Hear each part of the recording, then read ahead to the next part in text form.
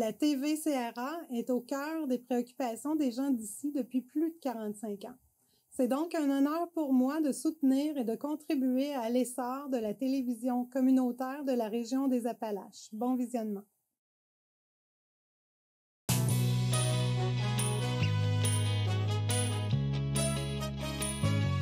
Madame, Monsieur, bienvenue à votre émission habituelle d'information Appalaches en quelques mots. D'abord, débutons par une mise au point. Nous devions recevoir cette semaine à notre émission M. Marek Spacek, candidat du Parti populaire du Canada dans la circonscription de Mégantic-l'Érable-Lotbinière. Ce dernier s'est désisté à la dernière minute, souffrant d'une importante extinction de voix. Une page d'histoire s'est tournée dans Chaudière-Appalaches alors que la compagnie A-Setlaqui a annoncé mercredi dernier sa fermeture après 120 ans de présence dans le domaine du commerce de détail. L'entreprise familiale, qui possède 3 magasins de vêtements pour toute la famille, soit Thetford Mines, Sainte-Marie et Disraeli, Setlaqui Mode, et 8 boutiques Silhouette Lingerie, dit avoir été marquées par des défis sans précédent dans les dernières années.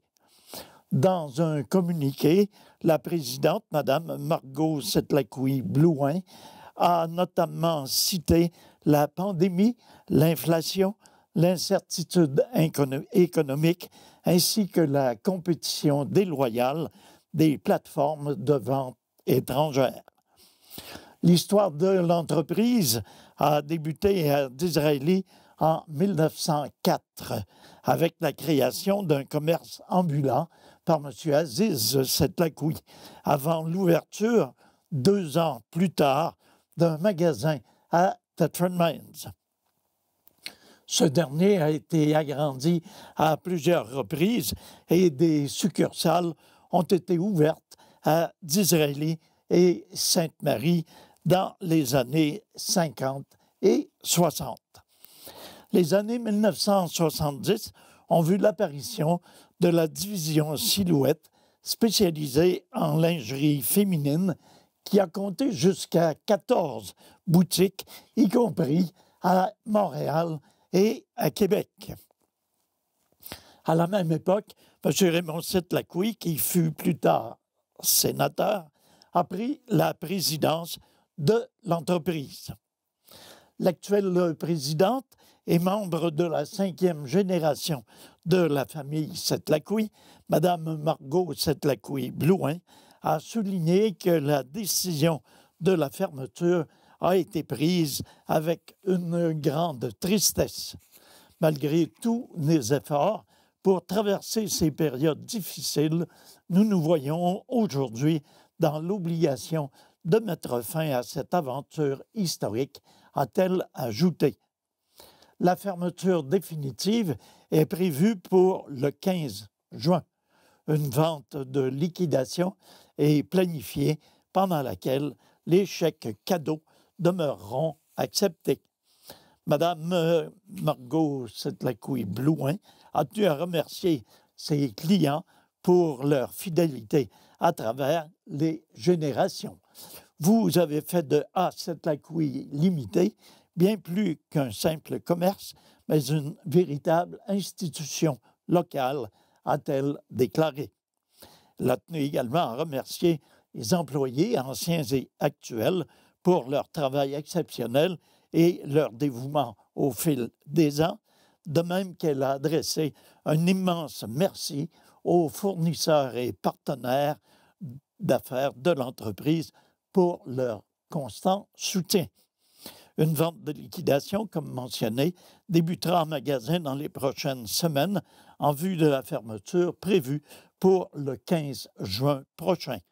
Les certificats cadeaux seront acceptés pendant toute la durée de la liquidation. Madame Setlaqui-Blouin a mentionné que cette fermeture marque la fin d'un chapitre important pour la famille, mais les souvenirs et les liens créés avec la population resteront gravés dans leur cœur. La Chambre de commerce et d'industrie de la région de Thetford, par le biais de sa directrice générale, Mme Suzanne Lacombe, a exprimé sa profonde tristesse face à l'annonce de la fermeture imminente de la boutique Sept-Lacouille. Cette entreprise, véritable institution fondée en 1904 par M. Aziz Sept-Lacouille, a marqué l'histoire économique et sociale de notre région pendant plus de 120 ans. Mme Suzanne Lacombe a poursuivi que la boutique Sept-Lacouille, fleuron local, régional et provincial, a su incarner des valeurs d'excellence, de proximité et de service à la communauté. Sa fermeture représente une perte immense pour l'économie locale, le centre-ville de Thetford Mines et l'ensemble de la région. Mme Lacombe a poursuivi en mentionnant que ce départ symbolise également des défis croissants auxquels font face les commerces de détail, notamment la concurrence des plateformes en ligne, l'inflation et les bouleversements économiques récents. La Chambre de commerce et d'industrie de la région de Thetford a tenu à exprimer sa solidarité envers la famille Sept-Lacouille, les 175 employés touchés et l'ensemble des partenaires de cette entreprise emblématique. Nous saluons leur contribution exceptionnelle à notre communauté et leur engagement indéfectible au fil des générations, a poursuivi Mme Lacombe. En cette période difficile, la Chambre de commerce et d'industrie de la région de Thetford a réitéré son engagement à soutenir les entreprises locales. Nous appelons également les citoyens à privilégier les commerces locaux afin de préserver la vitalité économique de notre région, a conclu Mme Suzanne Lacombe. Le maire de la ville de Thetford Mines, M. Marc-Alexandre Brousseau, a également commenté cette fermeture. La fermeture prochaine de l'entreprise A7-Lacouille Limitée, véritable pilier du commerce de détail à Thetford Mines depuis 120 ans, soulève une vague d'émotion et d'inquiétude au sein de la communauté. Ce départ marque bien plus que la fin d'un commerce. Il symbolise la perte d'un fleuron québécois et d'un pan entier de l'histoire régionale. C'est un commerce qui avait une grande importance au centre-ville. C'est un coup dur pour le commerce de détail chez nous, a commenté M. Marc-Alexandre Brousseau.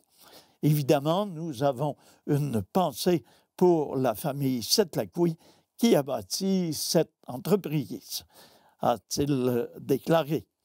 Il a également tenu à exprimer sa solidarité envers les nombreux employés touchés de ce secteur d'activité. C'est un dur rappel que nous devons encourager les gens à délaisser davantage Amazon et à privilégier les achats locaux. Les habitudes commerciales ont beaucoup changé et cette transformation entraîne des conséquences très concrètes. On parle ici de la fermeture d'un commerce pratiquement iconique au centre-ville. C'est vraiment désolant, a conclu le préfet de la MRC et maire de la ville de Thetford Mines, M. Marc-Alexandre Brousseau.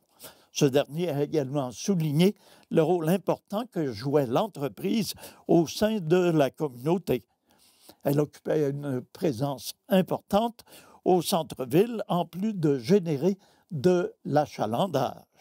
Les membres de la famille Sept-Lacouille étaient également très impliqués socialement dans divers organismes et de toutes sortes de façons.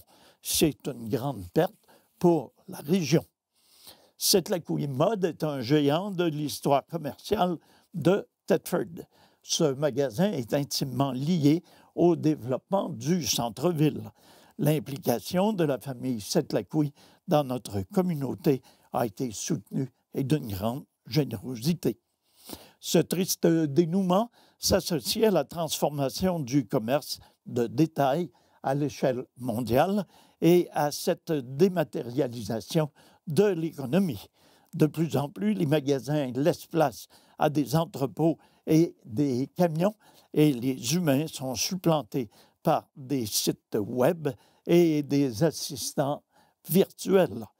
Je dois aimer trop le vrai monde pour comprendre cette façon de faire. Je suis de tout cœur avec la famille Setlaqui ainsi qu'avec tous les employés touchés par cette fermeture, a conclu M. Brousseau. Du côté d'Israëli, où le tout premier magasin a ouvert ses portes, la réaction a également été vive. Le directeur général de la Chambre de commerce et d'industrie de la région, M. Patrick Lamontagne, parle d'une véritable onde de choc. Cette compagnie était implantée dans la région depuis très longtemps. Pour nous, c'est une partie de notre histoire qui s'efface sans compter les pertes d'emplois. Il a rappelé que son organisation a toujours entretenu une relation de partenariat avec l'entreprise et qu'elle demeure disponible pour soutenir ses dirigeants. Il a conclu en affirmant « Nous sommes solidaires avec la famille Setlaqui », a-t-il conclu. Finalement, dernière réaction, celle de M.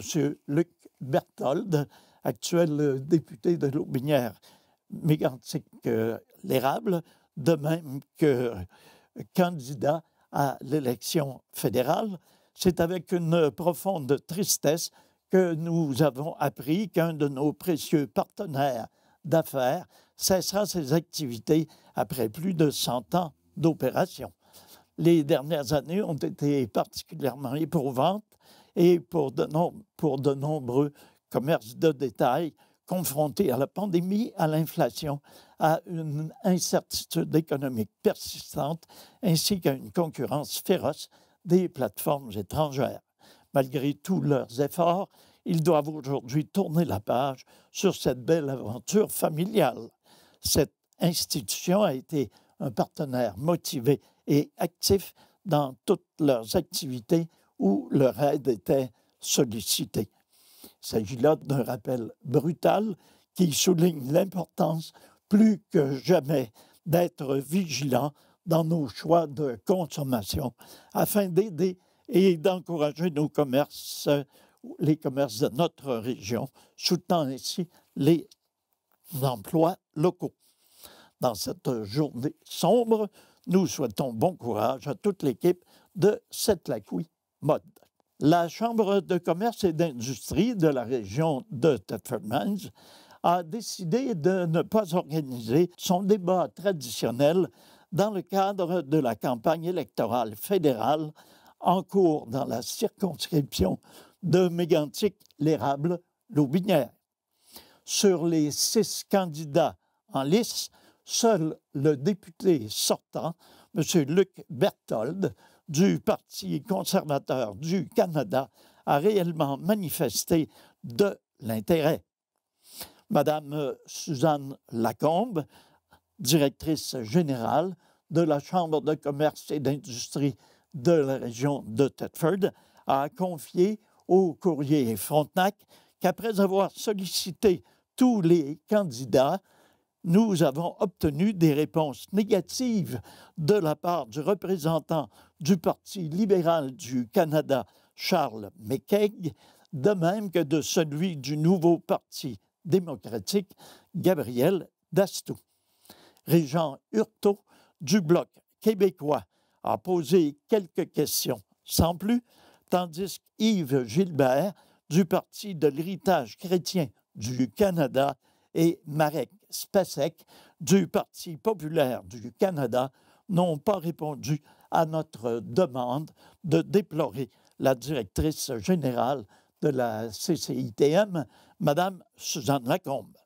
Cette dernière a tenu à rappeler qu'un débat électoral est un processus démocratique qui permet de faire connaître à la population, tant générale qu'entrepreneuriale, les orientations des candidats pour la région. Dans le cadre de cette campagne, il n'y aura rien. C'est comme s'il donnait déjà la victoire à une personne en particulier, a conclu Mme Lacombe. Cette dernière estime qu'un débat électoral entre les différents candidats dans le contexte économique actuel aurait été particulièrement pertinent.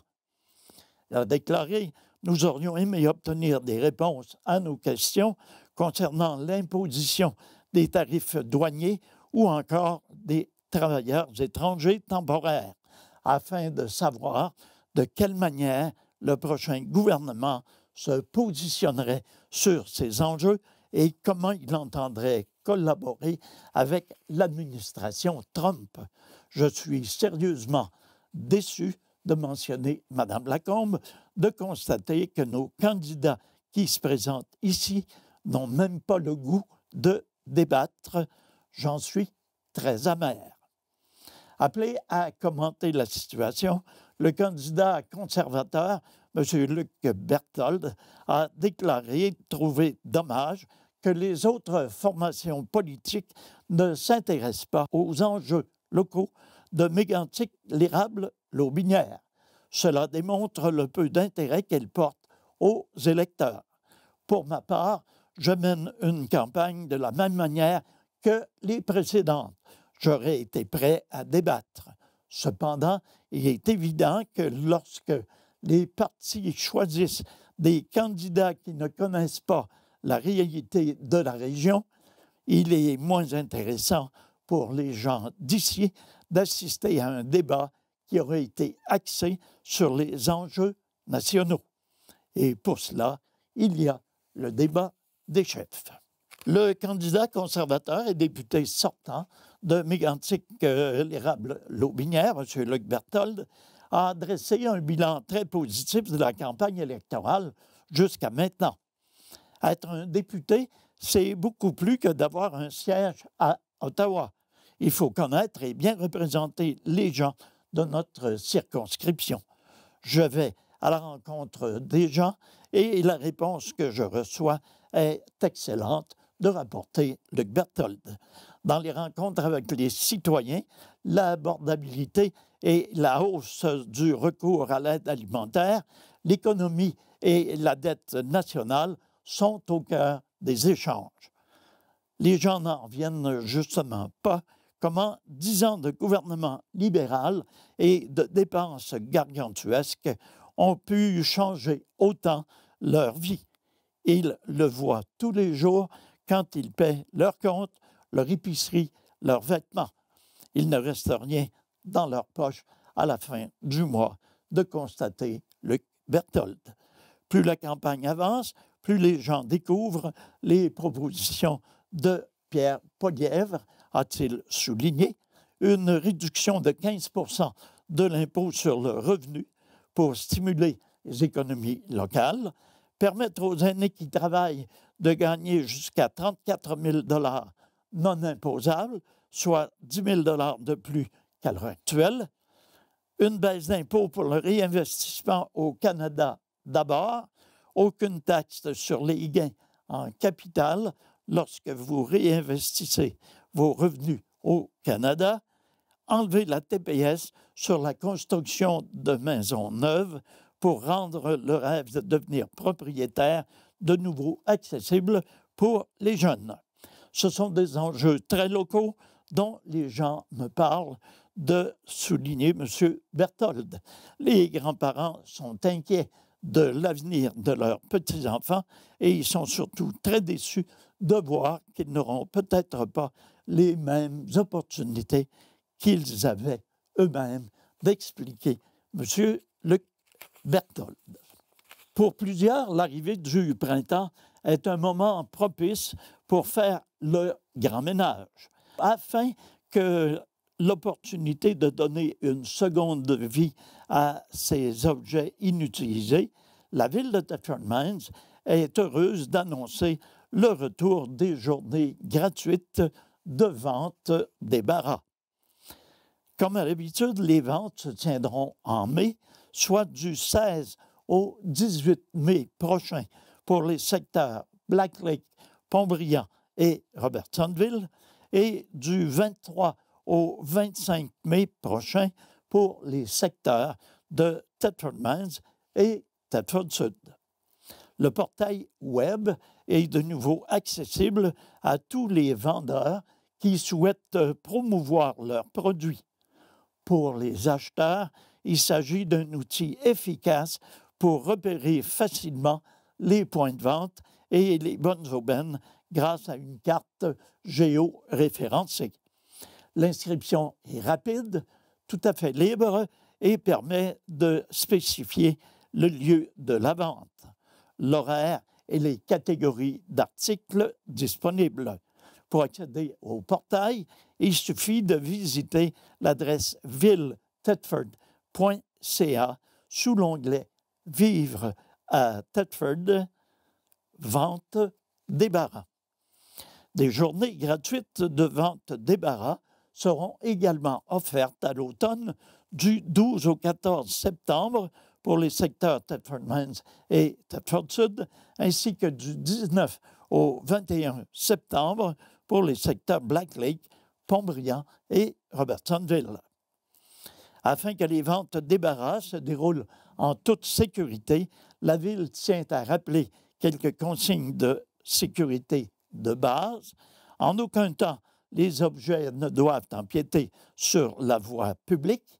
L'espace de terrain utilisé doit être dégagé et nettoyé à la fin de la période autorisée et les ventes doivent se dérouler entre 9 h et 18 h. En dehors de ces heures, les articles doivent être remisés. Les ventes, plutôt qui se tiendront pendant les périodes mentionnées précédemment, sont entièrement gratuites et ne requièrent aucun permis. Cependant, il est toujours possible de tenir une vente débarras à d'autres moments dans l'année. Pour ce faire, les citoyens doivent se procurer un permis du service de l'urbanisme et du développement économique au coût de 25 $ et utiliser les enseignes de signalisation fournies par la Ville. Le Conseil des maires de la MRC des Appalaches demande au gouvernement et à la ministre responsable de l'Habitation, Mme France-Hélène Duranceau, de reconsidérer sa décision de mettre fin au programme Réno-Région, un programme essentiel qui vient en aide aux citoyens et familles parmi les plus démunis dans les régions du Québec. Dans la MRC des Appalaches, le financement de projets représente 620 000 $ par année pour un total de 28 ménages. Le programme Réno-Région a pour objectif d'aider financièrement les propriétaires occupants les bien moins nantis, souvent des personnes âgées ou des familles monoparentales vivant en milieu rural, à effectuer des travaux pour corriger des défectuosités majeures à leur modeste résidence. Depuis 2022, ce sont 47,3 millions de $ qui ont été investis dans des toitures qui coulent ou des fenêtres en très mauvais état dans 2449 projets réalisés partout au Québec avec une subvention moyenne de 10 903 $. Alors voilà, c'est ce qui met un terme à notre émission d'information pour cette semaine. C'est Nelson Fecteau qui vous remercie d'avoir été à l'écoute. Je vous invite à être des nôtres la semaine prochaine pour une émission semblable. Entre-temps, passez une excellente semaine à tous et à toutes de joyeuses Pâques, une excellente santé. Prenez soin de vous et prenez soin des vôtres.